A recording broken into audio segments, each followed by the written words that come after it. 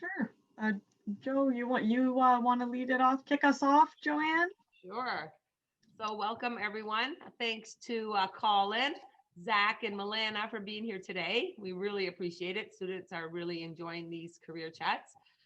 Just to mention again, we will be recording the session so we can post it on our HK website for students to watch if they weren't able to attend today. So if you guys want to go maybe one at a time and just say a little bit about what your job, what you do, and how you got there. You set this all up, so go ahead, Zach. Take the lead. Okay. So I'm Zack Sephton. I use he, him pronouns, and I'm a coordinator for facilities and operations with the Athletics and Recreation Department at Queen's University. What a facilities coordinator does is a lot of the logistics, setup, and planning in a normal year for varsity games, exports, intramurals, all of the usual stuff you'd see in A&R. And now it's been a lot of the setup and logistics for being able to be open and offer activity times and spaces during COVID, and making sure our student staff are diligent and properly trained in cleaning and disinfecting spaces so that we can offer workout times and everything that we're doing right now. Thanks, Zack. What about you, Colin? You want to go on up there? Sure. Yeah. So my name is Colin McAuslan. I'm the head of strength and conditioning here at Queen's University as part of our athletics and recreation department. So I work in a subsection of that department we could refer to the high performance department, which I work with Milana McNamee, who's on as well. Another UWindsor grad, which is always nice to meet familiar people when you work at a place. So my job is I oversee all of our strength and conditioning, all the physical preparation for all 13 of our varsity sports teams. So cumulatively, it's about 450 athletes from 8 different sports. It's an amazing opportunity, and it's really quite diverse and quite fun. Different coaches. We're lucky at Queens where we have 13 of 13 sports or full-time coaching staff. So we can really get into the weeds with things, and we can really kind of try to make things as appropriate and specific as possible. I really enjoy working with the student athletes themselves. Like I said, there's quite a diverse group there, as well as I'm lucky enough to oversee an internship program as well. Connected with our kinesiology department, there is a 3-tiered mini stream for strength and conditioning. So we have students who get to work with us and get academic credit for it. So they help us in actively coaching and preparing programming for our student athletes. And then finally, I'm lucky enough to have an adjunct professor role as well in the kinesiology department, where I teach an undergraduate 3rd-year class, the science and methodology of strength training. So that's been really fun. It's been a lot of, this is my 7th season here at Queens, which is crazy, time flies, but I've really thoroughly enjoyed my time and the team and the people that we get to work with. That's great. So Milana, you're up. Hello, everybody. My name is Milana. I'm one of 2 athlete services coordinators within the high performance unit at Queens. My position, there's a couple different plates I feel like that are in front of me when it comes to my job description. One would be academic assistance and academic assistance programs. We have different programs depending on, I guess, what type of a situation a student athlete may be in or may end up in if they're struggling academically at the university. Our biggest one is called Gales 101, and it is a kind of a branching program for all first year student athletes to understand some of the hurdles they may have to overcome once they get to university and start living the student athlete life and trying to balance all of the things, and not just academics and athletics, but also life, roommate situations, all of the above of those life changes and the transition from high school to university. I also oversee about 25 upper year student athlete academic mentors that then mentor our first year student athletes, and a roster of about 40 to 50 Gales tutors, which we pay for tutors to then tutor our student athletes. So our own little in-house tutoring program per se. The second biggest piece of my job would be the eligibility component. So working with coaches to create rosters to make sure everyone is clear and eligible to play before seasons occur. And then I guess not so much this year, but in a typical year, participation tracking and making sure that the rosters that are put on game sheets every weekend, every single name on that game sheet is eligible to go, because we can't have that happen. So there's a lot riding on that every weekend. So it's a little bit less stressful Friday nights and Saturday mornings this year. But yeah, I guess that's the next big piece of my job. So I kind of want to give a chance to the audience if they want to ask some questions. This way we don't take over and ask too many from ourselves. So if any students or anybody wants to jump in and ask either Zack, Colin, Milana, or all three of them a question, please jump on. We'd love to hear it. I have a question for you. I was wondering, you've told us a little bit about your role, and I know some of the students on the call already are familiar with you, but maybe if there's anyone listening who doesn't know your pathway. So if you can speak a little bit about what brought you to strength and conditioning, and what pathway and what experiences led to the current jobs that you're in. And I guess we can go around too. If Zack, you wanted to start? Yeah, sure. So, I mean, when I started in HK, I didn't really ever see myself in athletics and recreation. I kind of went into sport management thinking I'm going to work in pro sports. That's where I want to be. And then we got into kind of the co-op phase of things. And I was lucky enough to get a job working in the Forge Fitness Center with Frank Jenny, who was the fitness coordinator at the time. And from there, things just kind of built. I got more involved within our recreation department. I got involved with NERSA, which is the leading body for recreation within North America. And I just kind of kept building my experience, changing roles within recreation, learning what I liked, what I didn't like, and where we could make improvements or changes. And I don't know that there's really like more to go on. It was a very streamlined path from I got in here, I jumped into a couple different supervisory roles, some volunteer roles with NERSA, and then I just got into facilities at Queens. Sure. Well, that's great, Zack. I think, you know, we've been hearing kind of a consistent theme to all of these chats has been taking advantage of opportunities that come your way. So something to you in the beginning that may have seemed, you know, like just working at the Forge and, you know, maybe a part-time job during your undergrad turned into developing the skills for a career for you. And I think that's really been a common theme for all of these is what's interesting is all of these opportunities that perhaps didn't seem career-wise at the beginning ended up really tailoring your interest and your skills. That's great. Colin, how about you? I know a little bit about Colin's path, but I know not everyone does. Go ahead. Yeah. So similar in the sense of just taking opportunities when they come. For me, I really like being busy, so I said yes to a lot when I was younger, and it got very, very busy. But it just kind of snowballed, and more opportunity came. So my pathway was in my fourth year of undergrad at Kin. I'm not going to lie to you, I didn't really always love the academic side of it. Seeing as I teach now, I probably shouldn't say that, but it's something for me that I was looking to kind of set up the next phase of my education. So I thought, like most Kin students, physiotherapy would be a good way for me to go. So I actually took a CanFit Pro course, and Mike Bates, who's an adjunct professor in Kin, was teaching it, and he had just opened up his facility.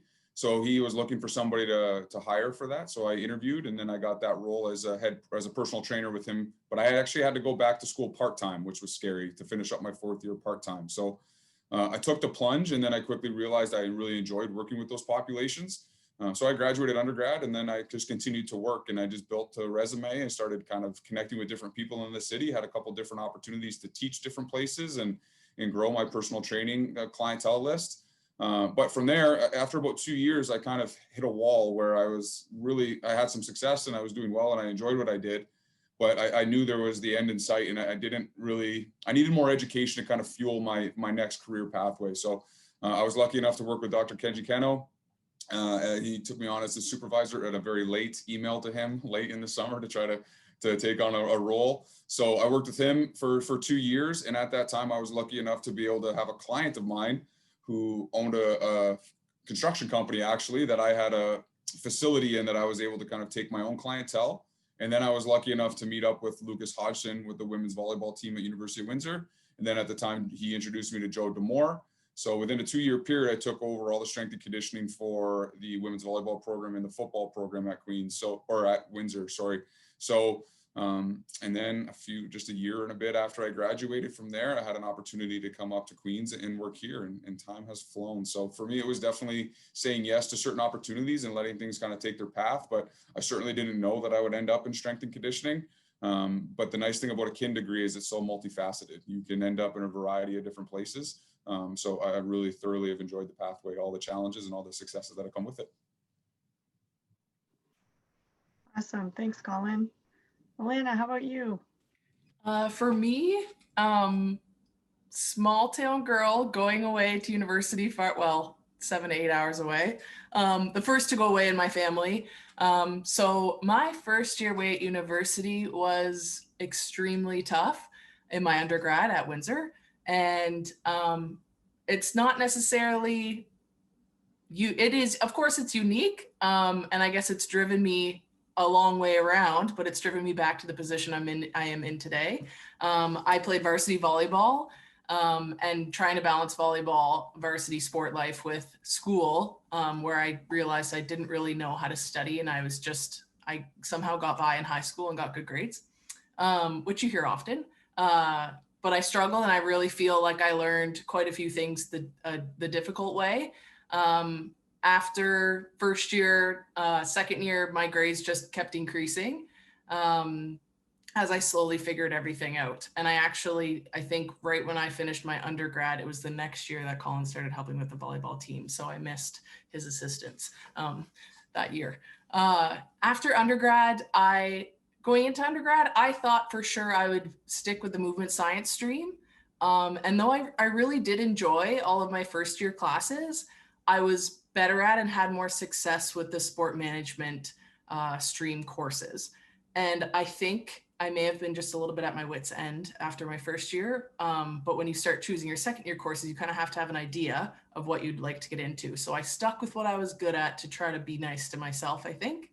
And I believe with where I am today, that was the right decision to make. At the end of my undergrad, I realized that here I am, sport management. I don't have a lot of experience. It says varsity volleyball player on my resume, and that's about it.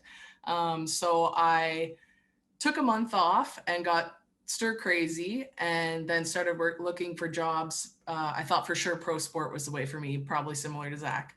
And so I took a job with the AHL hockey team, the Toronto Marlies in Toronto, and I worked a season as a game ops coordinator. Loved the ins and outs and the details and almost like the procession, the play that in between periods was as a hockey game goes. The life in pro sport and definitely Toronto life was not for me. Apartment living was not for me. So I think I did a good job at realizing what I liked and what I didn't like. And it wasn't easy to admit that pro sport was not for me, but I finally got there. And then started thinking what's next. So I wanted to learn more. So I came back to Windsor and completed my master's. And that's when I took advantage of my time that I had and got involved with different opportunities, different FINA events that came to town. Windsor at the time was hosting different track national championships and basketball U Sports, or CIS then, championships. And I did all the jobs, all the volunteer jobs, from setting up pipe and drape to one day I think I was a face painter, to working in VIP booths at a basketball championships. And it was just fun to get to meet people, talk to people in the community, talk to other students that weren't varsity athletes, which was new to me. Dylan was one of them, was in my classes. And get to know those people and their interests to see what you might like as well. And then after that, I had a couple little jobs with the FINA Diving World Series when I moved back home closer to Ottawa in Eastern Ontario. And then There's a couple other job opportunities came up, but then this Queens opportunity came up as an athlete services coordinator. And once I read the job description, I thought, I can't not apply to this. I was looking for Ottawa, but here's something in Kingston. And the majority of the job description fit a research project that I did in grad school with a group to talk about the positive and negative coping mechanisms that first year student athletes use and how to better help them be successful in their first year at school. Obviously, from my experience, I was quite passionate about no one else living the life that I did in my first year. So now here I am. And I usually tell that story of how I actually struggled and was not a good student athlete in first year to all the incoming first year student athletes to let them know it's okay. And then they'll get through it like I did. That's great. We last week we had, as part of a wellness week, we had Zachary Daranowski, who I think may have been here when you were here. Anyway, Not ringing a bell. he's a BHK grad. Oh, yeah, he Australia right now, but it's funny how both of you have taken your early in HK struggles and turned it into sort of a passion. Now he tutors students and things like that. So it came complete full circle for you, where now you're helping athletes balance academics and athletics. That's great. And a lot of experiences in there that you're able to collect for your toolbox. We talk a lot about the toolbox. Yeah, definitely. And, it's really was important. Was he on a kin chat and it's recorded? He was on a wellness chat, but it is recorded. Okay, I'll have to go find it. Yeah. I don't know if Yeah. it's up yet, but it will be up. I sent Okay. it over to Yeah. Martin, so I could even send it to you. I'll send you the link when it. Amazing, thank you. That'd be great. Yeah. I do have a question for you, Milana, since I have you up, Mhm. and you're the only female here, so this is on that line there. So we have this Build a Dream that we do. So the Build a Dream is an initiative to empower young girls and young ladies. So it starts almost like at the age of like 8, 9, and then it goes all the way, to the middle of high school, or even all through high school. Yep. And, I'm a little bit familiar with the program. okay. Is it Noor that began it? Yes. Yeah, I know Noor. So what I wanted to do was just so I could maybe take a clip from this and use it with our program that we go sometime. Well, not this year, but we'll do it virtual this year. But just to answer the question of what would you say to empower a younger girl that would be looking in going into sports management or something along that field?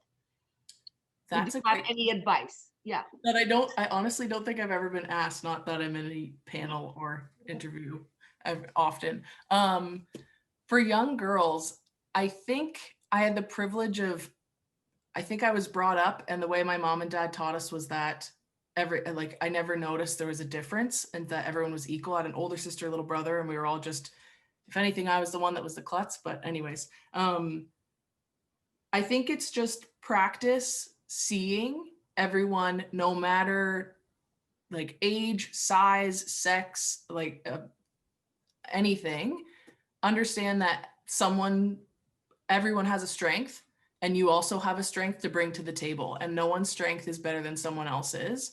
Eventually your puzzle will fall together, and you as a puzzle piece will fall into, I guess, a bigger puzzle. For me, for example, right now it's like me and the role that I have at Queens, and know that no one else is better than you, and you are also not superior than other people as well. You be kind to people, and you work hard, and you put your head down and you work hard. And I think that's it. So I don't know if you need a better clip or something of me, but we can chat after too. Oh, that was wonderful. It's all going to be, people just speaking, when we put up together a little presentation, just little clips from here and there. So that was great. Thanks so much for doing that. Sure. Yep. I have a question too. I know, Colin, you touched on this a little bit, and I remember you having a career aspiration of going into physiotherapy. And I know that when we ask first year students in first year, first term, how many of you want to be physiotherapists, probably 80% of their hands go up. I think they just aren't really sure. They know that they like exercise, they like physical activity, they like sports.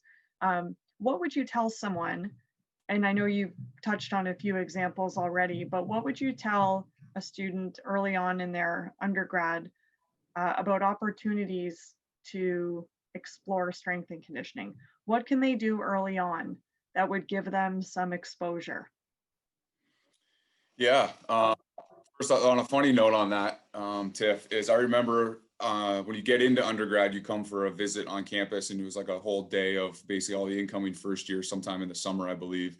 And I remember they asked everybody what they wanted to be, and everybody, including myself, it was like 90% of the room was like gym teacher. Like everybody wants to be a gym teacher when they get in. And then when they get in, they're like, well, I want to be a physiotherapist. And that was shifts. And then for me, strength and conditioning, honestly, is it starts out because you like exercising and you like that. That'll only get you so far, because it is built on your ability to create relationships, and it is very much a people business. So such as physiotherapy is as well, such as athletic therapy is as well. The one thing about physio or strength and conditioning that I find, and I'm not trying to speak ill on any other profession by any means, but it is a 24/7 job where, especially when you're dealing with student athletes, it's a constant contact. It's not like people are coming to you to train. You're a lot of the times going to them. So we're going to fields, we're going to games, we're going to practices, we're meeting with our athletic therapy team, and so on and so forth. So it's very much a people business. So I think one of the strongest things you can do is put yourself in front of as many people and learn to create connections, because like any other business, you are going to, it's not what you know, it's who you know, to some degree. Obviously, it is important to have a base level of understanding of the knowledge in which you need to apply. But the point being is, if you can work on your professional relationships and then you can work on your personal relationships, those things can really kind of further your career in the long run. Now, my point being about how to create opportunity is simply ask. I started my career when I was working with the University of Windsor football. We had one of our athletes, Ty Pham, was competing in the East-West Bowl. The East-West Bowl that year is basically a third-year all-star game, prepping them for their draft year in football the following year. In that year, it was held at Western. And the overseeing strength and conditioning coach was Western strength and conditioning coach Jeff Watson, who's kind of a legend in our field. I drove up, didn't have to be there. I just wanted to see Ty and see how he performed. And then I just introduced myself to Jeff, and he bought me lunch. He spent the entire day with me. He introduced me to his staff. And down the road, I've consulted with him. I see him all the time. We talk quite a bit. His staff interviewed with me at another job at another location, and is now a good colleague of ours that we send interns to go work with. Point being is you simply need to ask, and people tend to be willing to open up their doors. Another great example is for us, our internship this fall, much like everybody else, everything shifted online. So what we did is we reached out to our alumni base to see if they'd be willing to do seminar series like this. And we set up 12 weeks of seminar series to teach our 3 levels of interns. And we have people who work in the NHL. We talked to Doug Davidson's at Queen's Grad, who works for the Las Vegas Golden Knights. He spoke with our group 2 weeks ago. The head of the Special Forces Performance Division works with their Special Operations Unit, Queen's Grad, spoke with us the other week, and he gives them their emails. So if the students have any questions, they can follow up with them. You simply need to ask. In today's day and age with Twitter and Instagram, DM is also sometimes as good as an ask. Just be professional. But the point being here is there's no harm in asking, because anybody who's worth their salt in any field will give you the time, because we've all been in those shoes before. That's great advice. Thanks, Colin. And Zack, how about you? I guess, what did you pull from your BHK? How do you feel like your BHK prepared you for, and I know you had a lot of experiences during your BHK and after, but was there anything that stands out as experiences within your BHK that you really held on to moving forward in your career now? It was a lot of the knowledge from the classes, like Jess Dixon's sport management class in second year. Was that first year or second year? It feels so long ago for me, first year. That was the one that kind of told me, like, this is the path I want to go into with sport management. Like, that solidified it for me. And then in the upper years, just a lot of those courses, some of them might seem like general interest to people, like facilities, like leadership, even like sport media. Sorry, I just get Jess's message there. All of those might kind of seem like general interest things, but you can tie them all together and work them into whatever you're doing. So like a lot of the stuff that I learned in, let's say sport media, for example, Craig Greenham's class, I can pull that so that I've got 80 student staff I'm trying to connect with. We're on a rotating schedule. So I'm not working today. I'm just at home, but I can take that stuff. I can send an email out to our 80 staff and think back and say, what was something that we can use in this written medium to engage these people, and put that into that email to hopefully connect with my staff better and make them actually read that stuff. Or sport finance, as a coordinator, I don't deal with our budget too much because we do have a facilities manager, but we do also, like, I put in purchase requests. I need to think about when we're staffing an event, how many people can we put on versus how much money is this event going to make us? So it's just little things like that. A lot of, like you said, Tiff, a lot of what I pulled into my job was the experiences I got as a result of my BHK. But there is a lot of the knowledge from those classes that I just pull back on and think, okay, I learned this, I can implement this into what I'm doing now.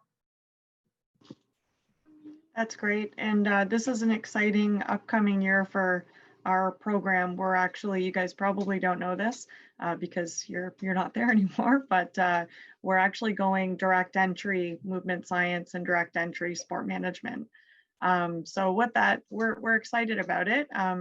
It's been in the works for quite a while, and what it allows our students to do is get that real rich experience and start off specializing in doing what they love. You know, you said your first year sport management class really grabbed you.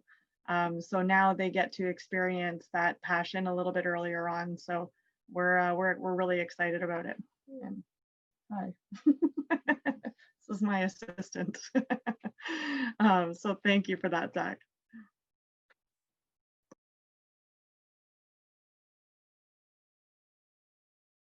Well, I have a question.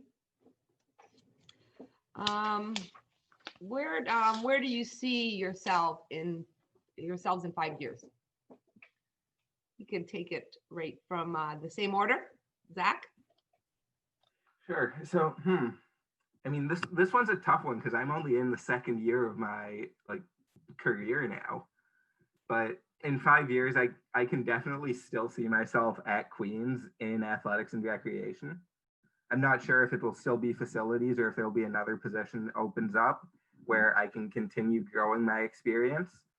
But I do see myself in the same field doing these same kinds of things and connecting with our student employees and just trying to make the best experience for everyone coming through. I ask you because I remember at one of the nurses, one of the conventions that we went to, and you were there with one that I went to, and you spoke at one of them, and you were really good at it. I was wondering if that was something maybe you would choose as going forward with speaking as well, or do you do that right now? I do a little bit of that just with our staff training, but also through my NERSA involvement, I still serve on the Canadian leadership team. I'm on the NERSA Assembly's Anti-Racism Task Force, and I'm the co-chair for the LGBTQ caucus. So once a month, we have a meeting with all of the LGBTQ members in NERSA, and I help lead that. So I still do a fair amount of speaking and presenting and that sort of thing, but not like career specific. It is something I might see myself getting into down the road though. That's great though, because you did really well at it. I really enjoyed them. Thank you. All right, Colin, where do you see yourself in 5 years? I didn't see myself here 5 years ago. So yeah, you really put me on the spot. Yeah, I don't quite know obviously exactly, but my career goals are, I've clearly found that I enjoy teaching. So I think maybe taking on more potential teaching opportunities in the future would be great. I don't think I'll ever leave coaching. I thoroughly enjoy my day-to-day working with student athletes in different populations. I think that's something that I thoroughly enjoy. So I'll always do that in some capacity. for me, I think one thing in strength and conditioning that you realize is that you're a piece of the puzzle that creates sport performance. There's obviously a mental side of it. There's a technical and tactical side of it, which is coach driven. There's a physical side of it. In our world, there's an academic side of it where Milana kind of operates in. So one thing I think you could be more effective in strength and conditioning, and where the field is going, because it is still a very young field, is overseeing larger kind of best practice, overseeing those types of things, where, for example, when we look at like a week of practice and we want to talk about what type of structure we want to run as far as training loads of practice and performance improvement and whatnot, you need to take sport science information, you need to take strength and conditioning, physical development, and you need to take technical and tactical kind of concepts and putting those all together. So a lot of that is kind of lumped into what we call high performance management or high performance consulting. So those are things that I find very interesting, because you can now affect the global thing that affects the athlete rather than just the minute kind of section of the physical development piece. So to me, that's really interesting. And that's where I spend a lot of my time kind of currently thinking long-term. That's great. Thanks, Colin. What about you, Milana? Where do you see yourself? I always think this question's tricky, and I don't really know why. But to be honest, I believe I've always been a natural leader. I'm not trying to toot my own horn here, but I think I've always been a natural leader, and almost like to younger teammates back when I was played with a team sport, I was kind of the big sister, and I wanted to make sure that everyone was okay and everyone understood and everyone wasn't, I guess, having the experience I had, or to learn from my mistakes, or listen and learn from my mistakes so you don't have to learn that themselves. And I was a very good listener too of those that were older than me, or former managers or professors, and just listening and taking all the information in. And then maybe it's because I'm long-winded, then trying to also share said information. But in 5 years, I think taking on more of a managerial role.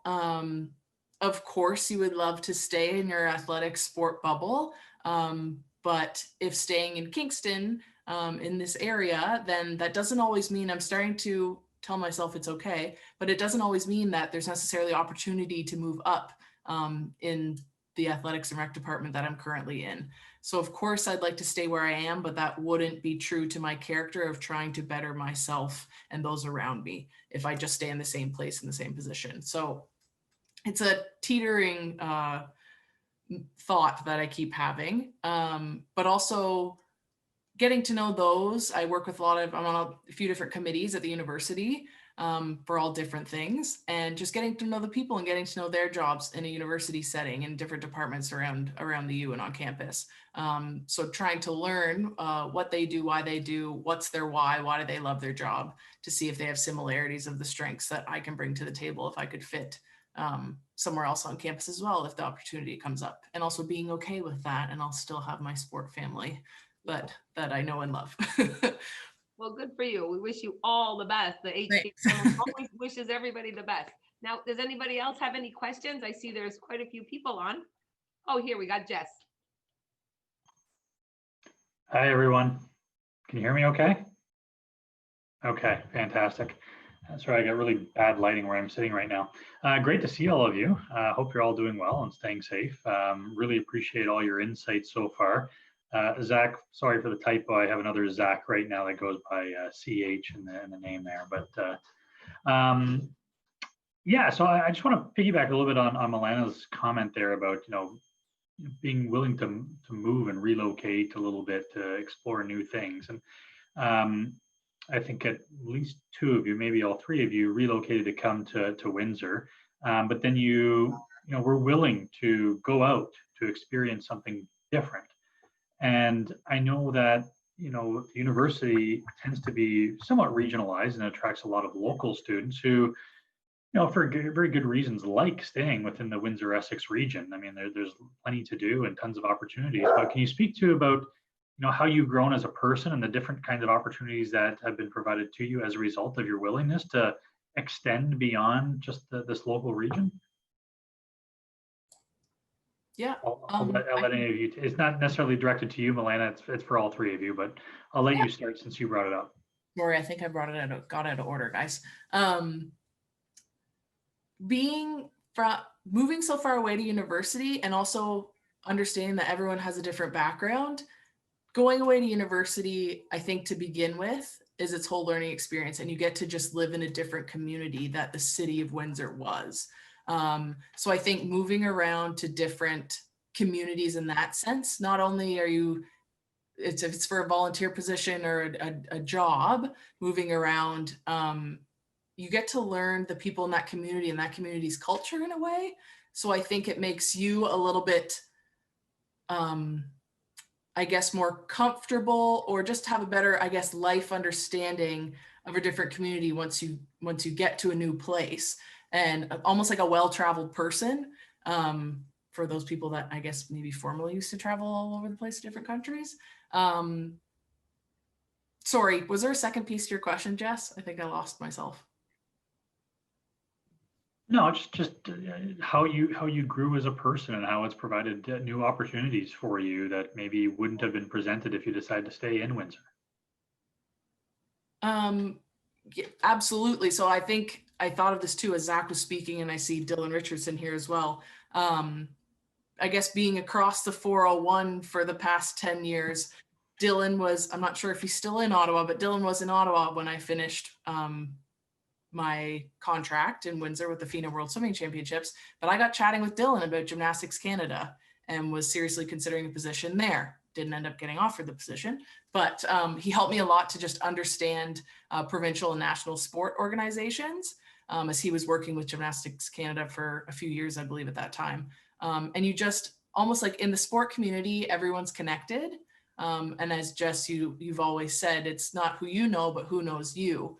And just getting out there at the different opportunities, wherever that may be across Ontario, across Canada, the more people you talk to and the better you do at your job, whether it's maybe a hard position or not, or something that seems quite simple, you do it with a smile on your face and you learn from it.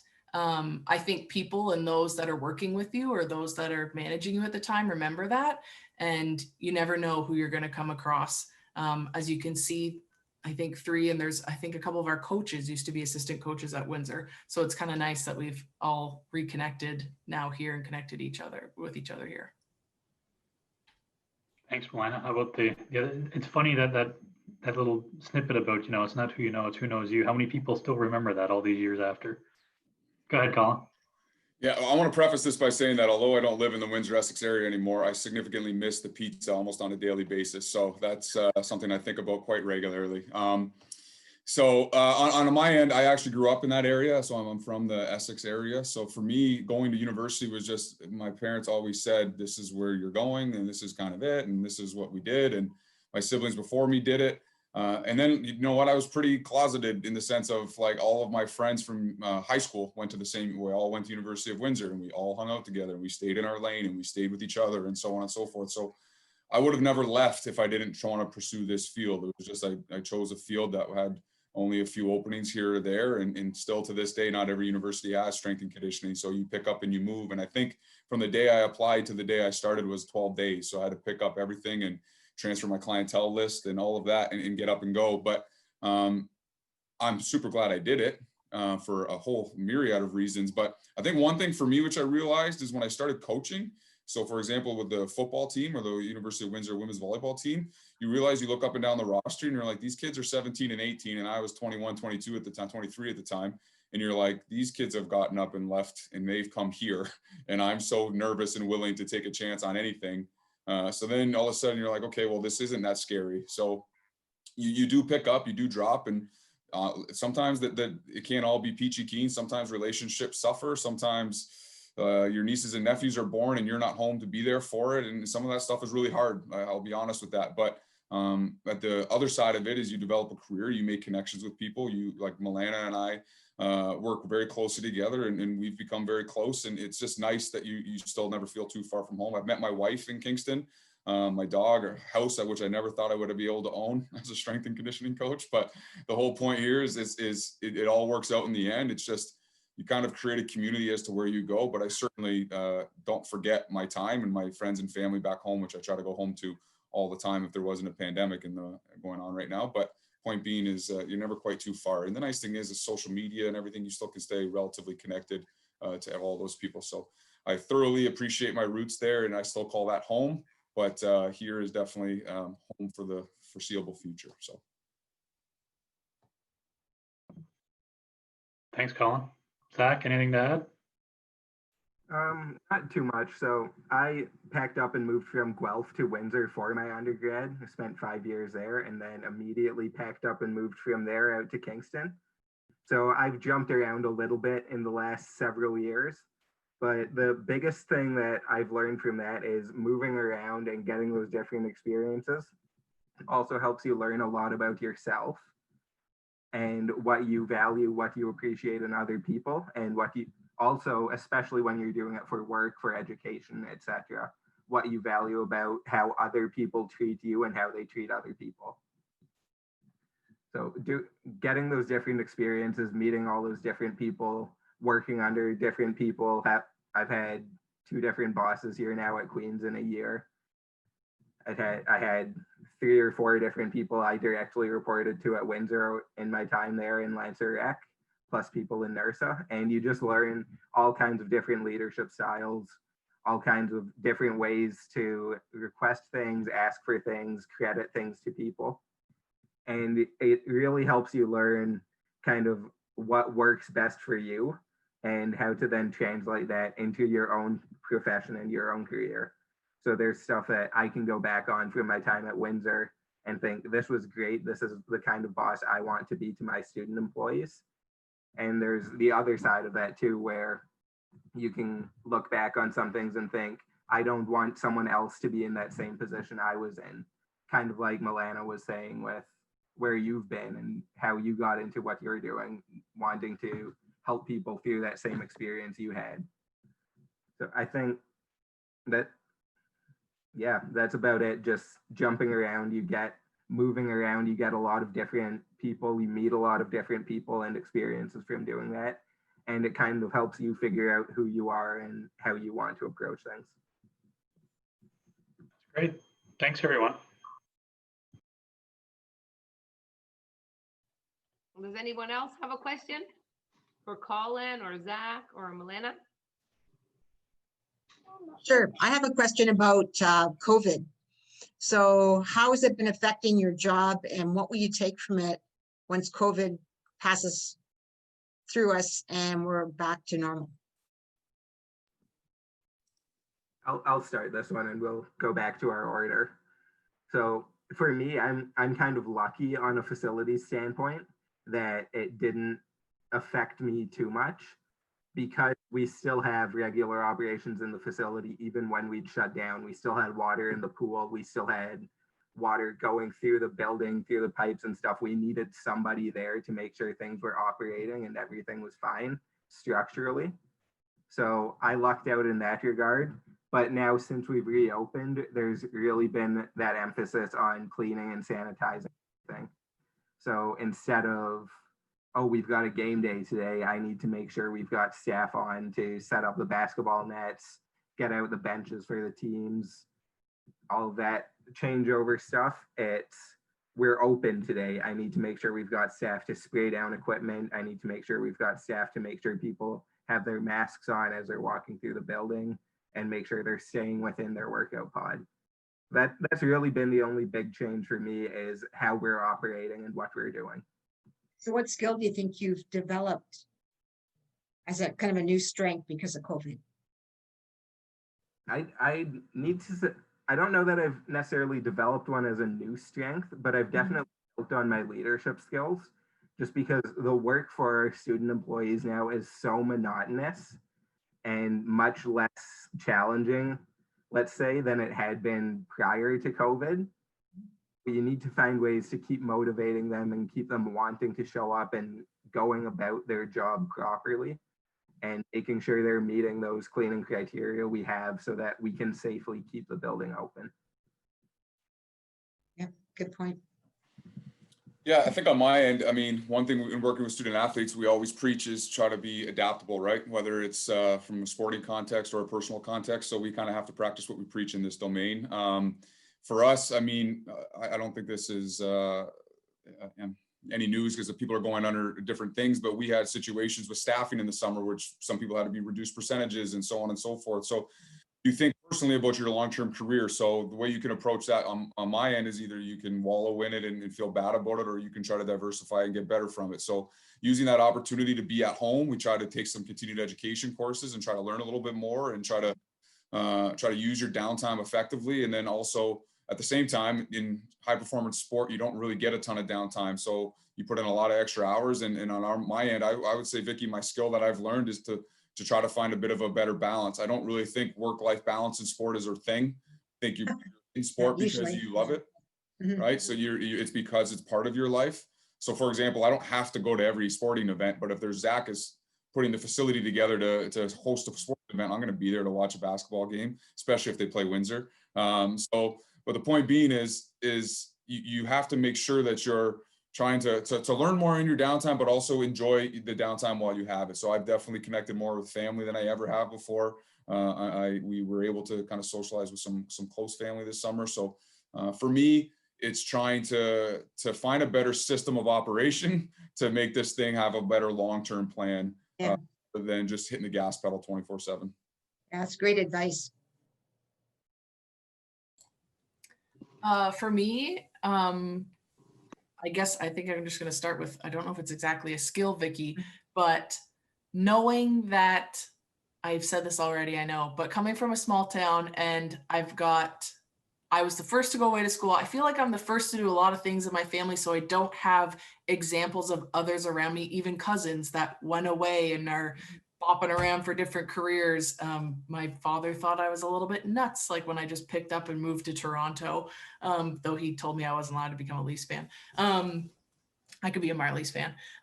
And I think now, through COVID, every few days I remind myself, like, this is making me practice to be okay with change and to be okay with, we don't know what a lot of things look like in a month. And so it's almost like practicing to be grateful for what you have in the moment, for knowing that today I have a to-do list and I can do this today. And this week, here's my goals, and that's about it. And to pay attention to those and do them to the best you can while you can. As Colin mentioned, different staff schedules got reduced. So I was down to something, I think a lot of the A&R staff were down to 15% for 6 to 8 to 10 weeks between like June and September. A lot are only back to 80% now. And it's a struggle because you're doing the tasks that you typically do for some staff, but then there's also little special projects that COVID brings along the way. And I know Joanne actually sent us a list of questions that may be asked during this. And the one thing that I didn't jot down much, but the one thing I jotted down was like, what's the best part of my job? And I put down 2 things, like one, the students and the student athletes and seeing them succeed and being able to help them. Or if someone comes back and says like, thank you, this really helped, it's the most amazing feeling, as simple as it may have been. And then number 2, my coworkers. And when you asked this question, Vicky, Zack started talking about facilities.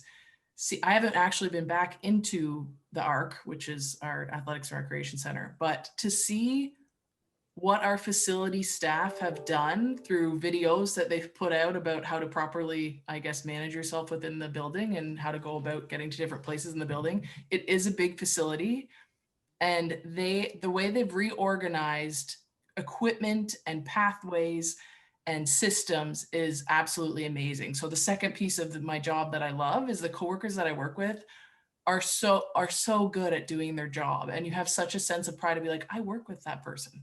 And so that's really nice. And I think I have always loved my coworkers. I know they're great at what they do, but I think COVID, especially for the facility staff, Zack, it's been amazing to see everyone adapt. And I guess with facilities, that's what you can see. Of course, there's other behind the scenes things, but it's really nice to have such pride in your coworkers and think, hey, I'm one of them too. That's great. It's great to hear good things about COVID. Just, your points were awesome. Thanks. Great. And I see a message from Zack. that he was just speaking a little bit about some of the skills that he learned during this, right? I think we've all had to sort of become videographers in some capacity, even out of our comfort zone. So we've had to become savvy in social media. We've had to do a lot of things.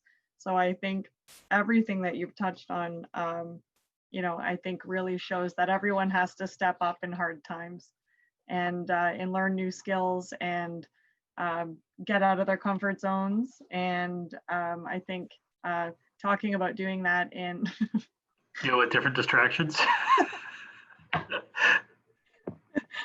you know, we've had to juggle other things. Oh, multiple. We had to juggle people. Hi, ladies. But you know, I think everything that the three of you have touched on, you know, and finding the silver lining of this stuff is really important in any role that you're in. I'll have you know, my dog is also in here, just being crazy. So anyways, I thank you for that. And Vic, I think that was a great question and one that I think we'll include in the rest of the virtual kin career chats as what you've learned during this, right? That's really important to reflect on. I know we're closing to the end here, and any other questions from anyone else?